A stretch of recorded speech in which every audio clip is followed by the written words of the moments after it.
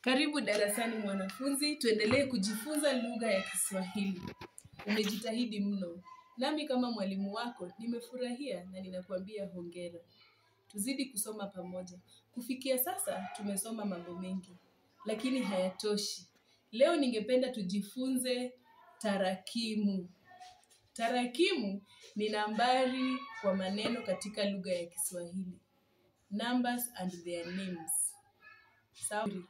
Kabla ya hayo tutajikumbusha yale silabi mapya ambazo tulijifunza jana.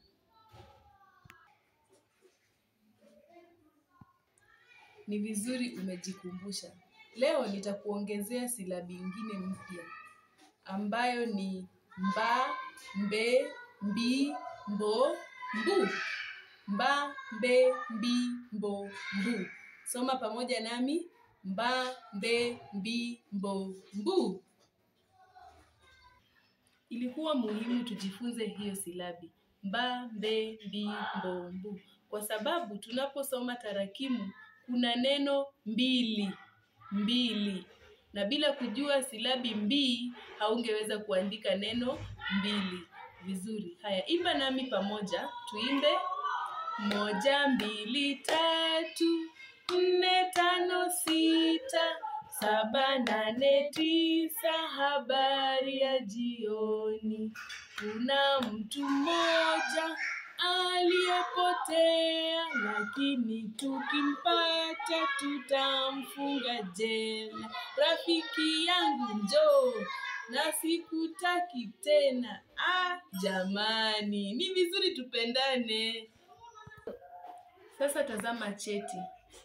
Tutaona nambari na jina yake. Nambari na jina yake. Na tusome kwa pamoja.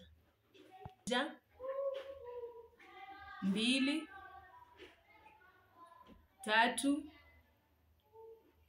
4, 5, 6, 7, 8, 9, 10. Vizuri. Hebu nawe soma peke yako.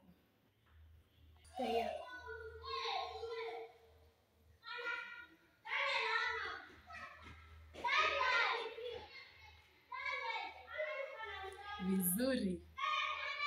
Kufikia hapo, utamuomba mzazi wako au mlezi wako akusaidie kutayarisha daftari yako jinsi nitakavyo kuonyesha. Umeona? Vizuri. Baada ya kuandaa daftari yako nilivyo kuonyesha, kwa kila nafasi uandike nambari na jina yake. Nambari na jina yake. 1 hadi 10. Uhakikishe umekamilisha kazi yako. Sawa? Kwa kumalizia sasa tuimbe ili tujikumbushe majina ya siku ya wiki. Je, unajisikia kuimba pamoja na Bi Eunice hapa? Haya basi, hebu simama tuimbe.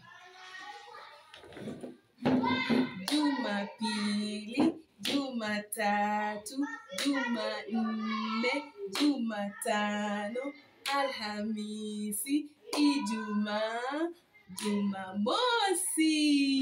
Hadi tutakesho tena. Hadi kesho.